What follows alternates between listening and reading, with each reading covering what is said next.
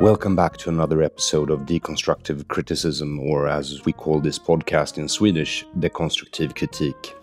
I am Aron Flam. Today we're talking to British author, academic and education editor for Spiked Online, Dr Joanna Williams. Primarily about her new book, Women versus Feminism, Why We All Need Liberating from the Gender Wars. In it, she challenges the victim cult within modern-day feminism. I read the book before our talk, and it is as wonderful a read as Joanna was to talk to. Now, please enjoy Dr. Joanna Williams. Welcome to Dekonstruktiv Criticism, Joanna Williams. You are the education editor of Spiked Online in England. And you're here in Sweden, why? I'm taking part in a debate this evening. It's a debate on safe spaces at Bajit. I think that's how you pronounce it. Yes, I think Bayit. Bayit. It would be the Hebrew pronunciation. It just means home or house, I think. Yes, and safe spaces.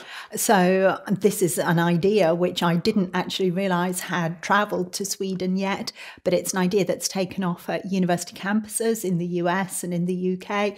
This idea that you need a space where controversial ideas are outlawed so you can protect students who are considered particularly vulnerable.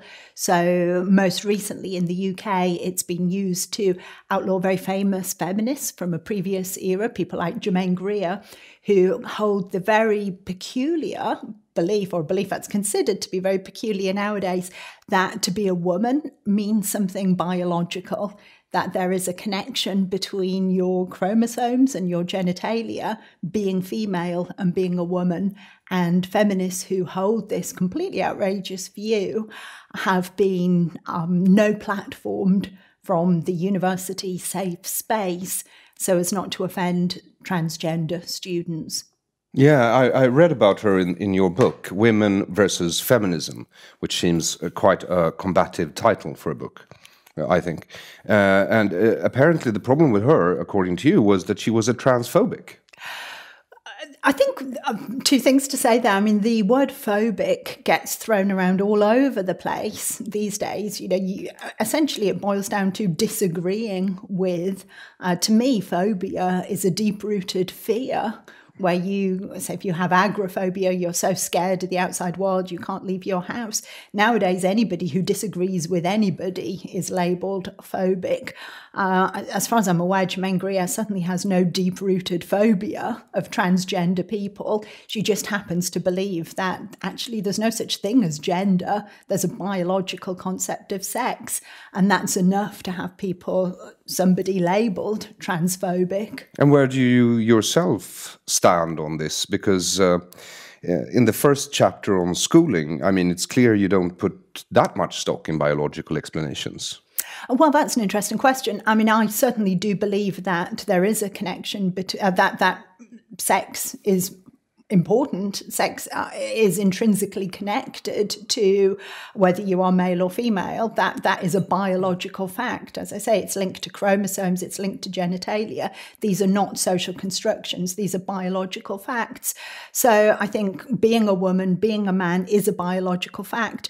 But what it means to express yourself, how that plays out within society, is influenced by more than just your genes. So I don't think, for example, if you are born a woman, then that means that you are less intelligent than a man, that you are more likely to enjoy flower arranging and wearing pink dresses just because of your chromosomes and your genitalia. So I do think that society plays a part. The problem is, we have people who argue nowadays that it's all to do with biology, or, that biology determines whether you have a maternal instinct, and it's all to do with biology, these differences, deep-rooted differences between men and women.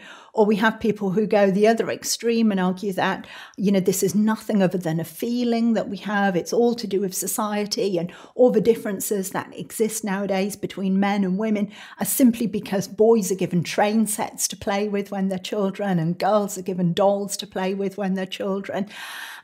And you know what? We can never, ever know, because babies are born into a society that exists already. We don't carry out these experiments where we take people and we separate them off out of society to see how they grow up purely as a product of their biology. I think we're all a mix of biology and society. And the problem is with both of the arguments, it's all biology and it's all society. What's completely forgotten from both of those arguments is individual agency. We as people interact with our biology. It doesn't just happen to us, we happen to it as well. And we don't just happen, society doesn't just happen to us, we happen to society. We influence and change society too. So I think individual agency is the thing that's forgotten nowadays and is actually a really important connection to how we shape our biology and the society that we live in. I agree completely. I was a bit worried when I started reading your book because you start off by quoting Cordelia Fine, and I didn't like Testosterone Rex that much because I find it anti-scientific. But then I realized, is this why you wrote the book? Because you want to make people realize that it's not either or, it's a combination of? I think there's lots of reasons why I wrote the book, but I think that it's a combination of is a really important argument to make, because I think, just to go back to what I was saying, the biology is all and the society is all arguments are very deterministic. You know, they kind of suggest that we just play out a predetermined path in society. And I think I instinctively react against any argument that seems to suggest that we're just a product of our circumstances or we're just a product of our biology. So I did think that that was a very important point to make, but that wasn't really the reason why I wrote the book. What motivated me to write the book was much more, I wanted to challenge the direction that feminism was heading in, which I think portrays women as victims nowadays. I think there's a real contradiction today where by every single statistical and material measure you can point to, women are doing better than ever before. And in many instances are actually doing better than men. So you've got women doing better at school, in employment, earning more, historically doing better than ever before. And yet you've got this brand of feminism that's saying, no, women are victims. And it has to try harder and harder to justify that argument by looking into ever more obscure terrain to justify this claim that women are victims nowadays. And my main point in the book is to challenge that argument that women are still nowadays, 2018, disadvantaged, oppressed, this kind of put upon half of the population. I think that's such a backward argument. And most importantly of all, I think it does women no favours whatsoever to be constantly bombarded with that message. Yeah, no, I read this today and I found it quite entertaining. And I wanted to ask you a few questions about it, because you start off with school and you talk about schooling, and here women, or girls to be quite fair, are pulling away from boys at a quite astonishing rate. And this is about England primarily? Mm-hmm. So what's happened in England? Well, in England, absolutely the same. And in America too, the same. Girls are doing so much better than boys. And I think people, certainly in the UK now, are quite familiar with that argument that girls are doing better at school than boys. But I think two things that people don't realise that are both important. I think firstly, how long this has been going on for. So this isn't actually a new phenomena in the UK. How long in the UK? Oh, well, over a quarter of a century. So almost 3 decades then. Absolutely. So women began to outnumber men going to university in 1992. And women have been outnumbering men in higher education every single year since 1992. So that's the first thing that I think is underplayed nowadays. The second thing that I think is really important that people seem to conveniently forget is that women are not just doing better in a few subjects, in kind of traditionally female subjects. English literature, for example. Nursing, art, this kind of thing. Women are doing better in every subject. Perhaps we could even point math to, and physics. Well, we could. Those are the two exceptions that we could point to, but even then, only at higher levels of maths and physics. So across the sciences, really, certainly if you look at the science subjects that lead most directly into employment and into well-paid employment, so medicine, veterinary science, are completely dominated by women. I thought veterinary science, you mentioned almost 70%. Absolutely, yeah. And in some parts of America, 80%. 80%. So women are doing phenomenally well at science, in science subjects. And women are doing better across all levels as well. It's not just in primary school or secondary school. More doctorates are now being awarded to women. But aren't they all in gender studies? A lot of women do opt for gender studies, and they are, well, not a lot, but more women than men opt for gender studies. And the thing that really surprises me is why all these women opt for gender studies and then complain about the gender pay gap, because it's absolutely not true that women are kept in this, girls are kept in this bubble where they don't know that if you want to have a well-paying job, you go towards science, engineering, maths, law, even medicine. Well, they think it's deeply unfair that what is viewed as traditional female occupations are undervalued. That's the argument in Sweden, at least. Well, this is the argument that's used in the UK as well. And I think that would perhaps have some historical basis. Lots of these arguments do have an historical basis, but what's forgotten is how much society has moved on nowadays. So if you go back to the 1950s, the 1960s, and this is how far back you need to go. You go back to that time in the UK, there were legal restrictions and bars and barriers on the types of occupations that men and women could do. You had a workplace that was segregated according to sex, and this was something which was not challenged, not legally challenged. Nowadays, there are no rules. So we've had a lot of reporting in the UK just in the past week about the gender pay gap. There's now a law in the UK that companies employing more than 250 people have to report an average gender pay gap statistic. So what's the problem with this then? Because I started following you on Twitter today, actually, but Natalie has informed me before. She was the one who connected us. So I've seen that you have been partaking in a bit of tweet fencing, I suppose you could call it. So there are so many problems with this gender pay gap reporting, but perhaps most obvious is that the statistics just have no relationship to reality whatsoever. So to give you the most outrageous headline, companies like Ryanair and EasyJet, they are reporting statistics. I think the Ryanair gender pay gap is something like 72%. Which is shocking and outrageous. And if you were a young woman growing up today and you heard that the gender pay gap in this company was 72%, you would think it's so terrible being a woman. But what this means when you break the statistic down is that pilots are really, this is really shocking, pilots are paid more than cabin crew staff. Really? And more pilots are men. And more cabin crew are women. But among the pilots and among the cabin crew, there is no gender pay gap. So if you're a man or a woman and you're a pilot, you get a high salary. If you're a man or a woman and you're a cabin crew staff, then you get a lower salary. Now, we could sit here and argue the toss, is that fair? Is that unfair? Are pilots overpaid? Are cabin crew staff underpaid? But the fact is that those differences exist. Now, the way the discussion's headed in the UK is people then say, well, this is so unfair because what this is showing is that fewer women become pilots.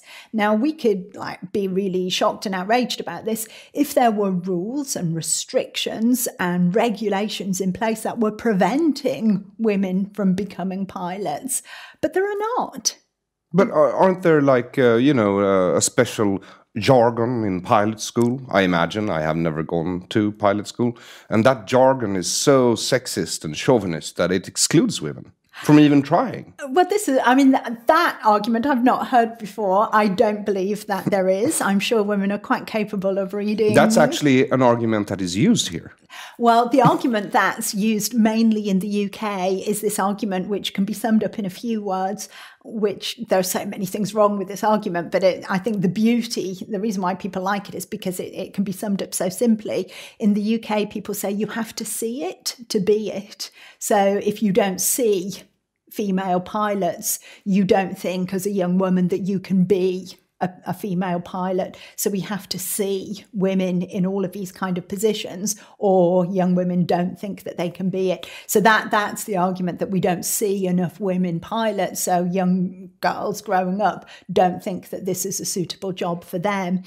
But of course, that is a ridiculous argument, because if that really was the case, you have to see it to be it. And that applies to skin colour and gender and sexuality. We would never, ever have had a first female prime minister, a first female newsreader, a first woman anything, or a first man anything for that matter.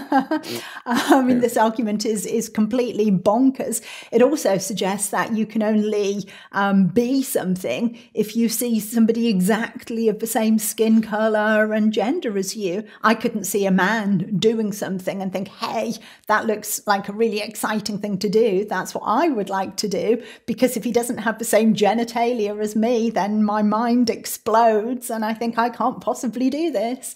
It's just nuts. But this is where we return to the arguments that we were talking about a few moments ago, where we're told that this all comes down to socialization. And actually the problems start when boys are put into blue baby grows when they're first born, and girls are put into pink clothes, because that colour clothing kind of imbues them with different ideas about what's possible in their later life. Again, rubbish. Just absolute rubbish. So why do you think that girls are outperforming boys in school then? Well, I think the education system has changed. I think girls are bright and capable, and I think girls were probably underperforming in the past, and some of this is just girls catching up to do as well as they always were capable of. But they're not catching up. They're surpassing, yes. Absolutely surpassing. But I think there probably is some truth. It's a cliche, but I think there probably is some truth in the idea that girls mature a little more quickly than boys. So if you give a standardized test to all 10-year-olds or all 16-year-olds, I think there's probably a maturity advantage there, where girls are taking it a little bit more seriously. I think certainly in the UK, I can't speak to Sweden in this respect, but certainly in the UK, I think the nature of the education system changed quite considerably 25, 30 years ago, with a move away from what's known in the UK as a kind of sudden death, competitive, exam-focused culture, to become more about coursework and group work, and rather than gambling everything on a sudden death exam, which is supposed to appeal more to a kind of boy mentality. In the old school system in England, class participation wasn't as highly valued as it is today. Exactly. It was how well you did on the final exam that actually determined what grade you got. Definitely. And it's more than that. It's to do with actually how you are assessed. So we went over in the UK, there's a slight pushback against this now, but we went over in the UK to something called coursework. So this is going back a long time now, but certainly when I was 16, I was one of the first generation to come through this new exam system. And so my English language, English literature, when I was 16, I didn't do one exam. There were no exams whatsoever. It was 100% coursework. So I wrote essays basically throughout the 2 years that I was studying for my GCSE exams you take when you're 16, and didn't do one exam. And this might be true, this might not be true, but certainly some people argue that this favours the way that girls approach their schoolwork. I think there are also differences that become quite the way that people's values and behavior is rewarded. So one anecdote that I use in the book, which I think is quite revealing, is my daughter coming home from one of her first day, I think her first day or her first week at school, with a big star, a big gold star sticker. And I asked her, what's your sticker for? And she said to me that this was for, and I quote, sitting nicely. And my heart sank with that, because it's this idea that conformity, being quiet, being good, is being rewarded. And I do think that appeals to girls. And I think girls are good at being good, or lots of girls are good at being good. Do you think it's because of biology or expectations? Again, I would say probably a mixture of both. And I know that's sitting on the fence and think terribly, but I think... No, I think that's actually true. Well, I think girls probably do learn from a very, very young age that they are expected to be nice. And I think boys learn at a young age still that they probably can get away with being a bit rough and tough and get some approval for that. Because I read the latest article you wrote, which was about Molly Ringwald, a childhood favorite of mine. Me too. Yes, because she's gone out now and said that Breakfast Club should be, censored, I suppose. She's certainly reassessing her role in all the films that she made with John Hughes, which I think is absolutely tragic and completely shameful, because John Hughes, the director, writer, producer, he made her career. Yeah. That was all of her career, actually. All of her career. We would not be sitting here today talking about Molly Ringwald if it was not for John Hughes. And those films spoke to a generation, because they gave us, for the first time, I think, a real glimpse of what it was like to be a teenager. And nowadays, you can go to any bookshop and there are hundreds of, I think there's even a name for it, which I can't remember now, but it's kind of special fiction for young adults, I think is the label. Kind of young adult films, young adult fiction. But back in the mid-1980s, you didn't have that, and certainly not to such an extent. And here was a very realistic portrayal of teenagers on film. And teenagers talk about sex, and they talk about sex in very crude ways that adults do not.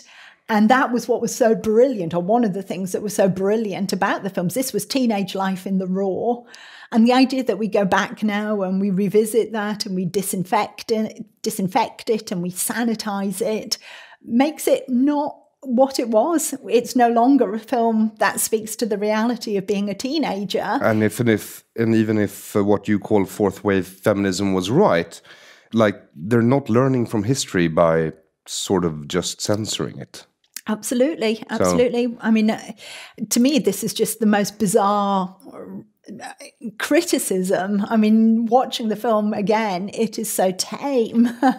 There is no sex in that film, very little violence. This is, compared to the things my teenage children watch nowadays, this is as tame as it gets. And the idea that we need to go back and censor these films just blows my mind. It's just completely crazy. Yes, I think I've lost my thread a bit here. I'm sorry about that. But to walk back a bit to the arguments you have that feminism has sort of, in a sense, won, because that's what you're arguing for here. You go through the workplace, where you say that women actually don't face that much discrimination.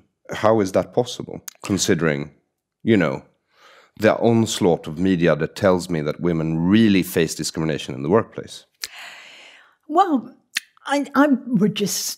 Where is this discrimination? What form does this discrimination take? The gender pay gap is one. Yeah, but that's rubbish. There is no gender pay gap. Women and men doing the same jobs for the same length of time with the same experience, they get paid exactly the same. In the UK, it would be against the law to pay men and women differently for doing the same work. And that's been the case, again, well over 30 years now. This would be completely illegal. and women could take their employers to court. So, it not only is it illegal, but also, I mean, just rationally, economically, it doesn't make any sense, because if you were the boss and you could get a woman to do the same job as a man so much more cheaply, why would anybody ever employ a man?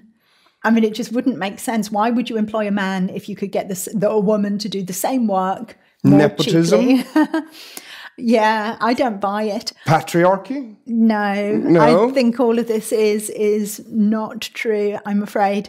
I mean, the other thing in the workplace nowadays is there are so many HR policies, human resources policies, statements about equal opportunities and the importance of inclusivity. You just do not. I mean, I think there are issues, and I do talk in the book about women have children is the bottom line. And when women have children, then not all, but some women do choose, and I do use that word quite deliberately, choose to take time out to be at home and to look after their children. A couple of things with that. I mean, if you look at the statistics, women who have children either earlier or later than the kind of typical, in the UK, it's around 30, 32 now when women tend to have their first child. But women who have their children either earlier or later tend to have no gender pay gap. Women who return to work very quickly after having had the baby, don't take extended periods of time away from work, tend to have no gender pay gap with men. So it tends to be people who have babies at the same time as they hit the peak of their career and decide to take 4 or 5 years off, having more than one child consecutively. But then why would we be surprised about this if you take 5 years off? Because you can have both a career and a family. Well, you can. Of course you can. And the argument the feminists in Sweden are making is that they shouldn't have to choose. I think you can absolutely have both a career and children. I have 3 children. I've enjoyed a very successful career. But I think what you can't do is be in 2 places at the same time. That is true. You left your daughter in the shopping mall to come here and do this interview. That's absolutely true. No helicopter parenting here.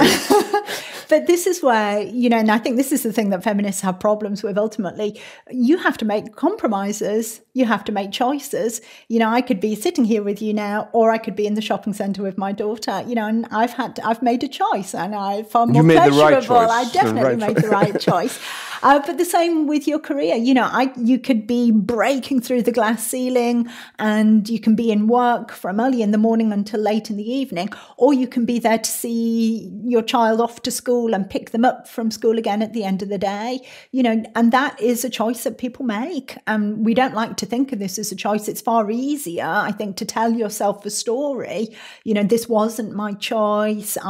This was the only option available to me, because then you are abdicating responsibility for the choices that you have made.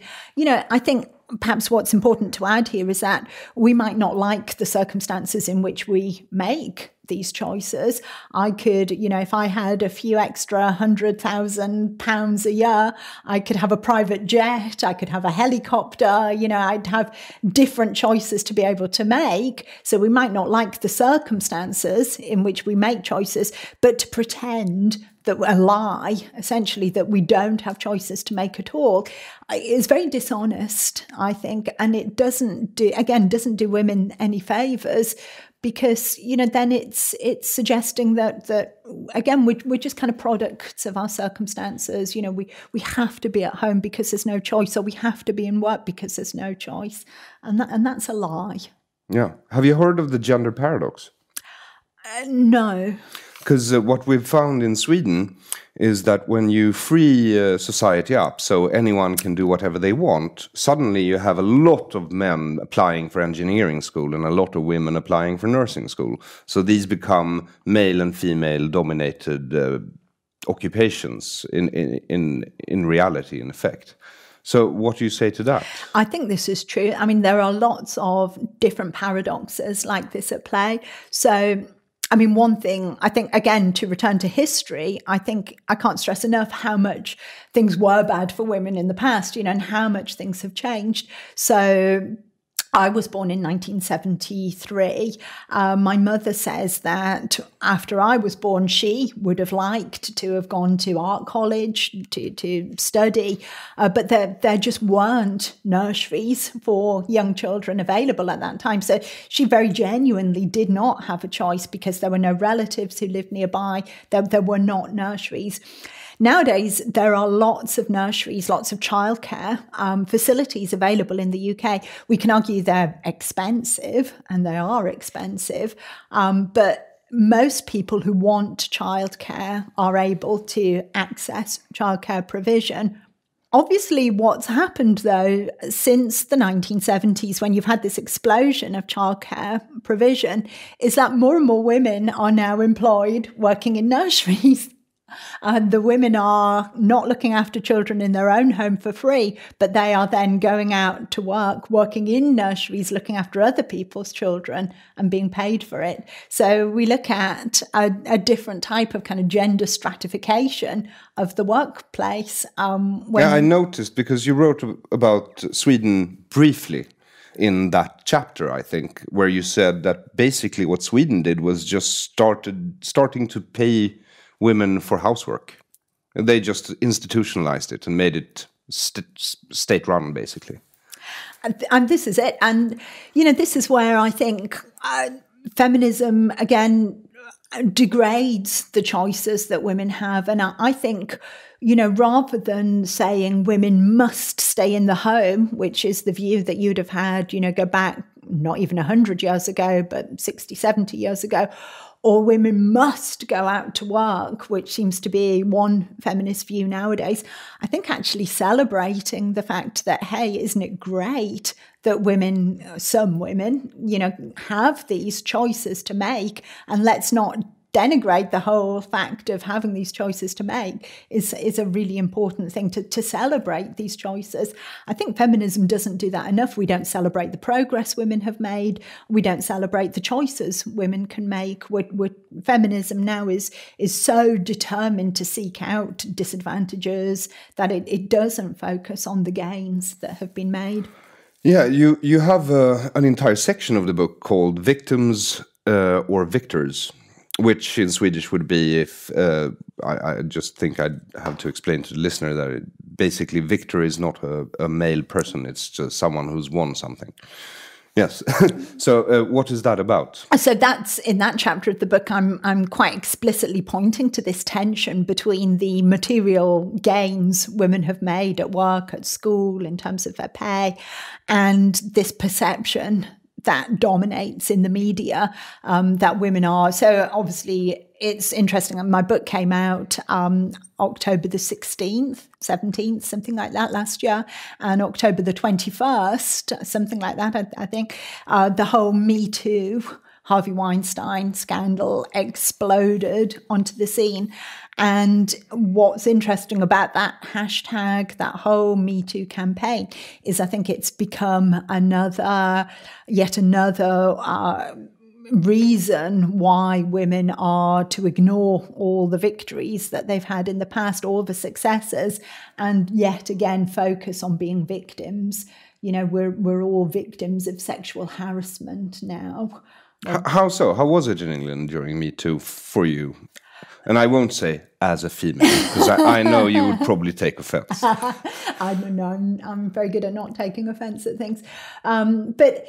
Well, I think certainly I spoke out very quickly against the Me Too. I wrote a piece in the Spectator website about 2 days after it came out, after the Me Too hashtag first took off, basically decrying this as a narcissistic bandwagon that women were jumping on to the whole thing of Me Too.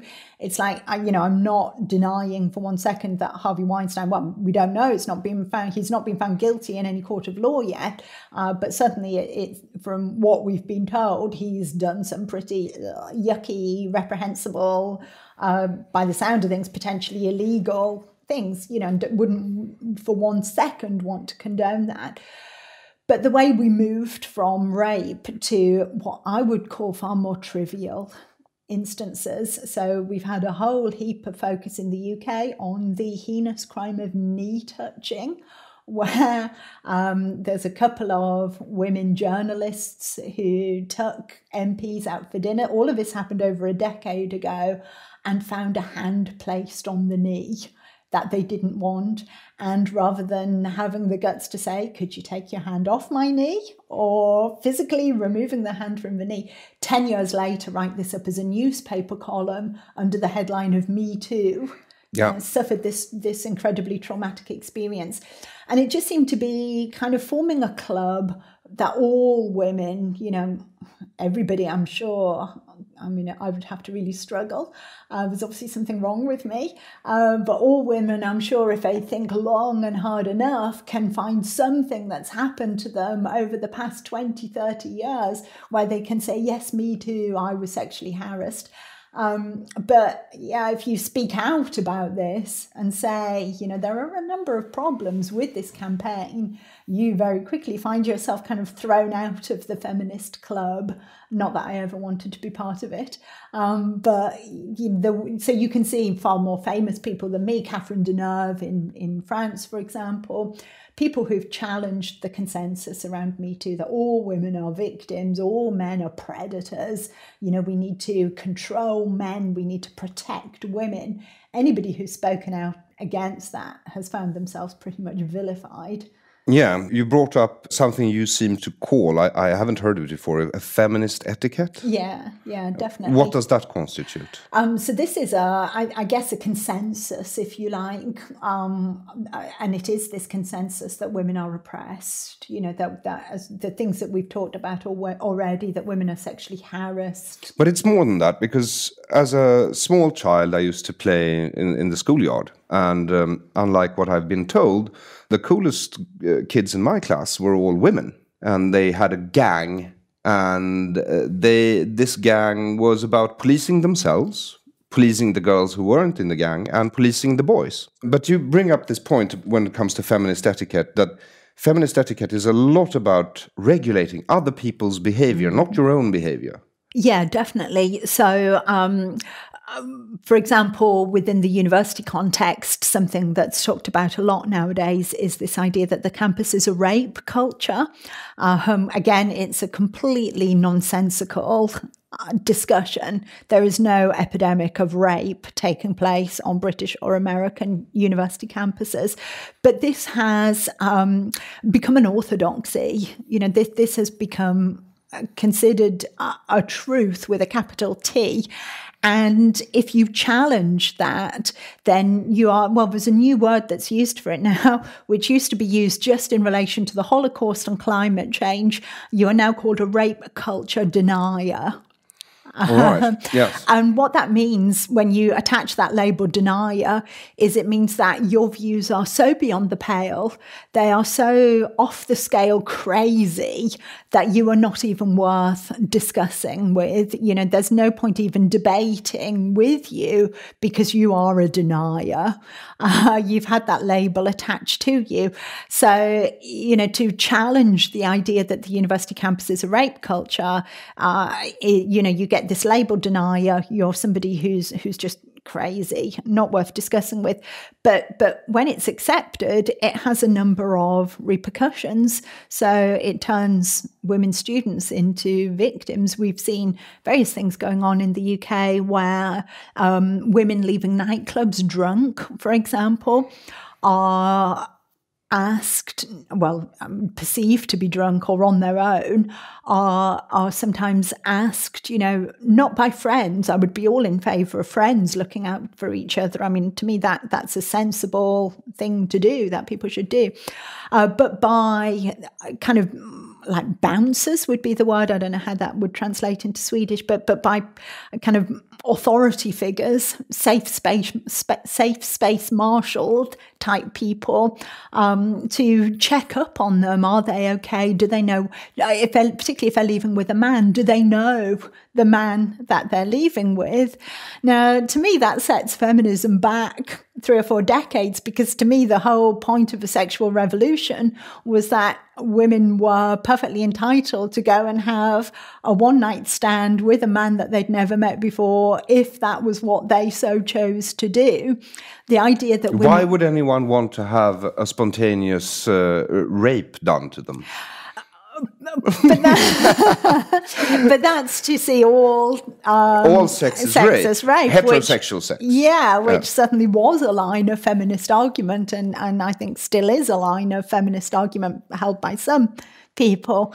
But really the idea is that women are not quite capable of making these judgments for themselves. Women need a protective figure to step in and check, and do you know this man? You know, as if you're going to sit down in a nightclub and say, well, tell me your life history before I agree to go home with you. Well, the Me Too movement sort of confirmed that, didn't it?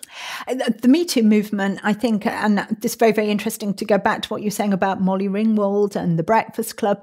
I think it's really put a renewed focus on the concept of consent.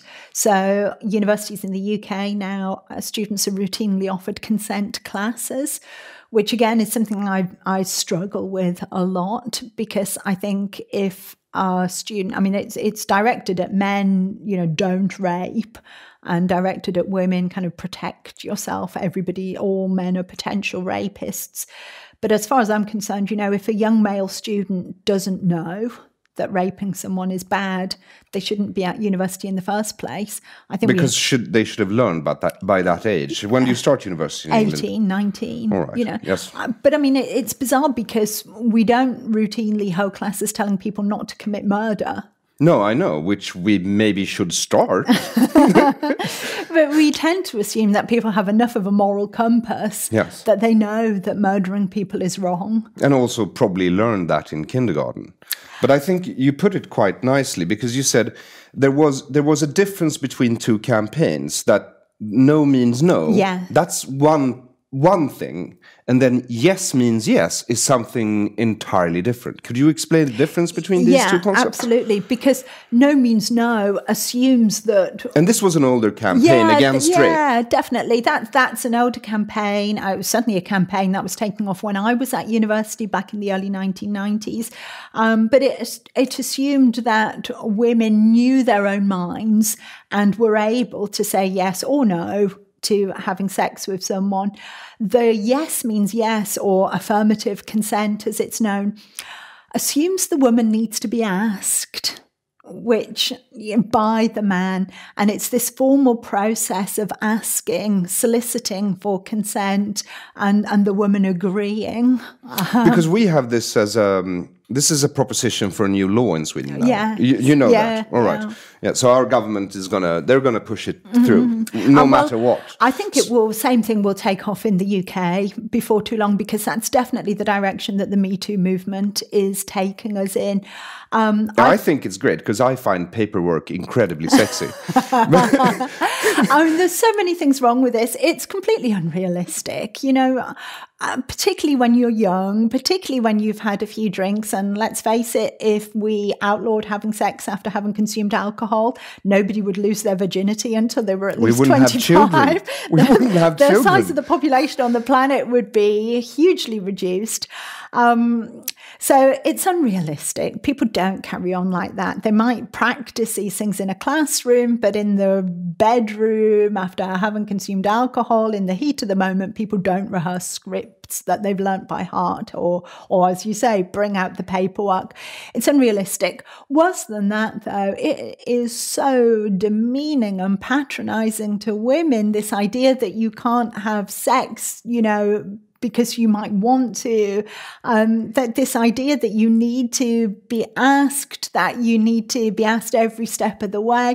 So, I mean, it enshrines in law, certainly in the UK, even though we haven't had a formal law change like you're proposing, dual standards, double standards are becoming gradually enshrined in law.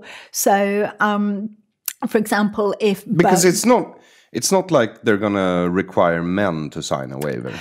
No, I suspect not. But what what does change is say, particularly assumptions around alcohol use. So if both a man and a woman have been drinking alcohol, both wake up the following morning, neither quite remembers how they got from drinking alcohol to waking up in bed next to each other, it's assumed, and this is now, often has a legal precedent in the UK, that the woman was not able to consent, therefore this is rape.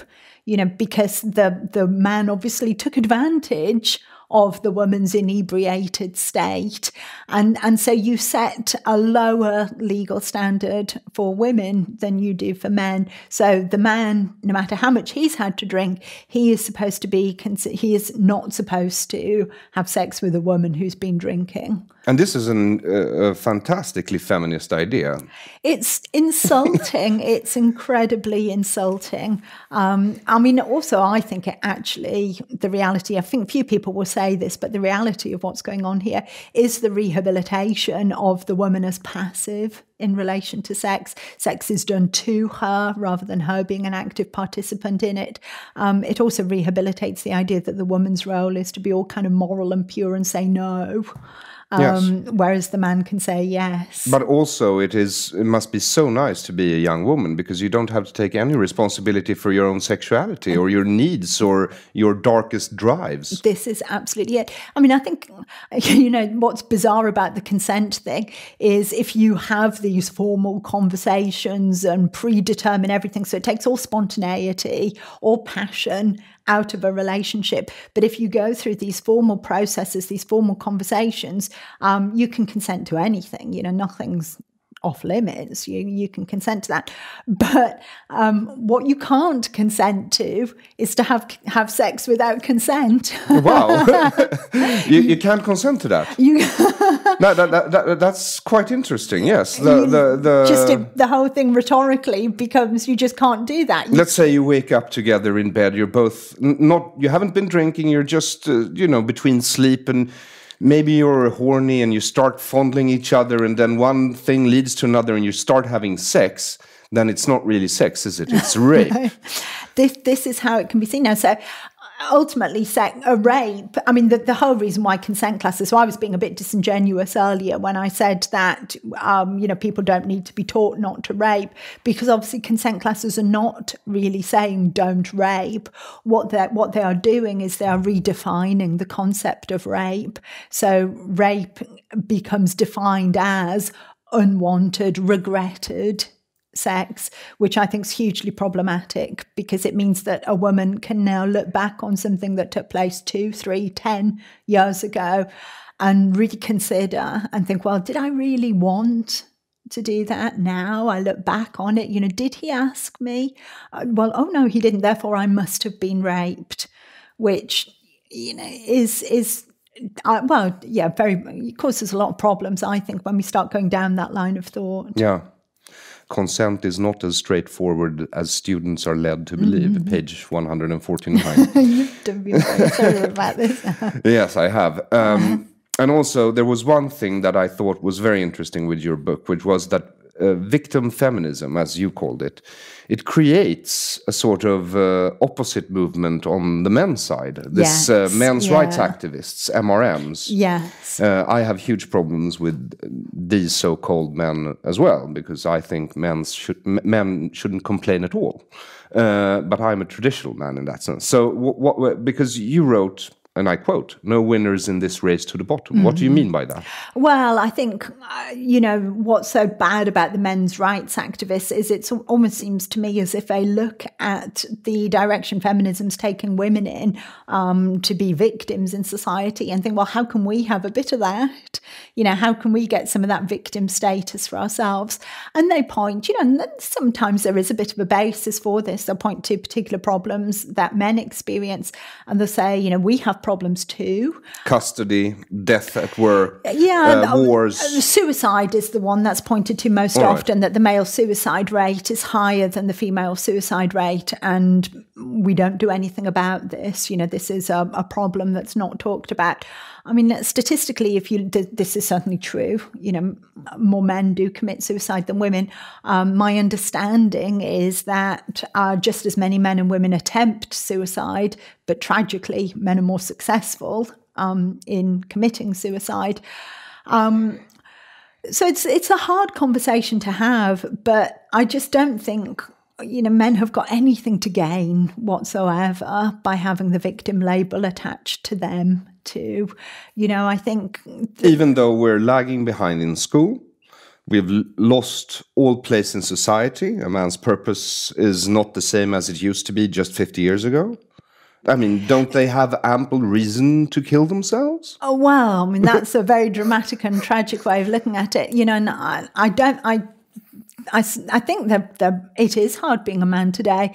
Ironically, I think it's hardest being a working class man or a man without qualifications at school, because you're right to point to changes in the labour market. The jobs that have gone are the jobs for which you don't need any qualifications, manual labour, labouring. Those jobs with heavy industry are the jobs that have disappeared. And yet, ironically, tends not to be working class men who are spontaneously making men's rights groups. No. That tends to be far more middle class journalists, university students who are getting into the men's rights movement. So they have time, don't they? They have the time on their hands, but also, like I said, it's this, and the only way that people seem to be able to make sense politically nowadays is to fight for victim status, this kind of clamour for victimhood.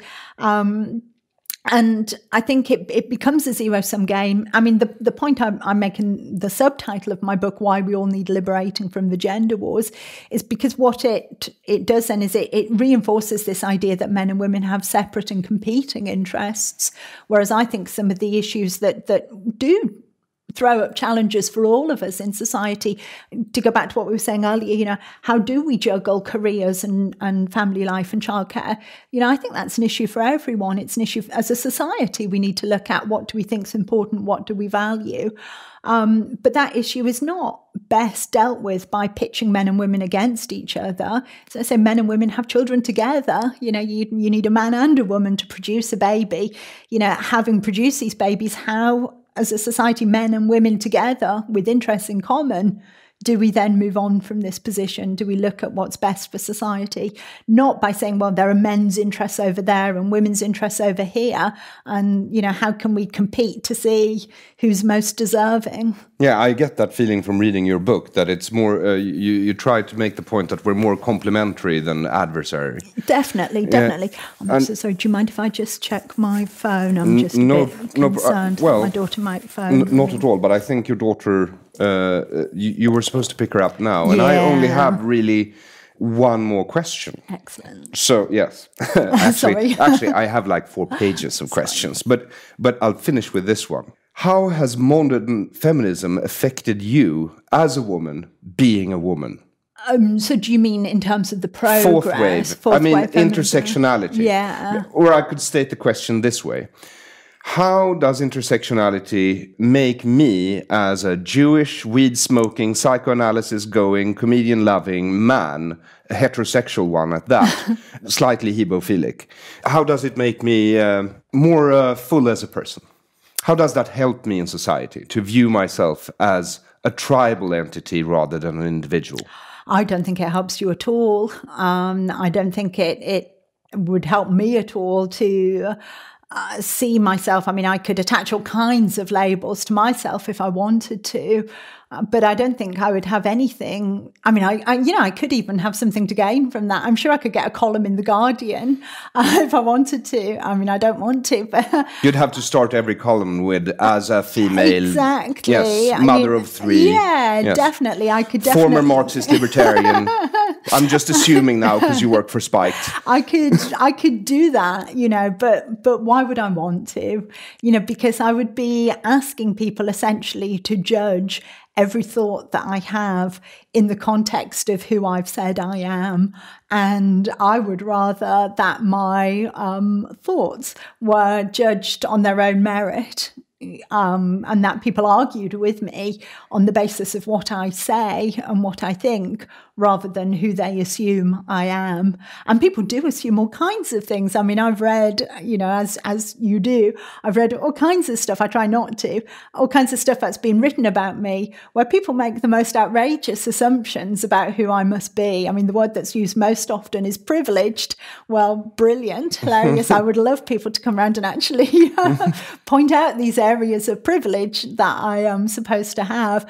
But, I could retaliate by pointing out all the disadvantages that I've faced over the course of my life.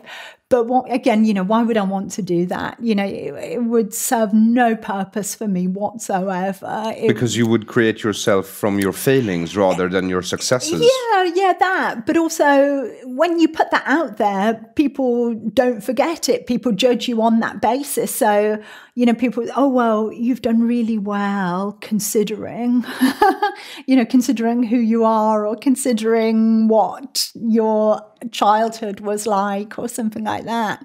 And I don't want that. To me, that would be a really horrible thing for someone to say. I want people just to say, this is a great book, not this is a great book or a great article, considering or or given that you are this type of person.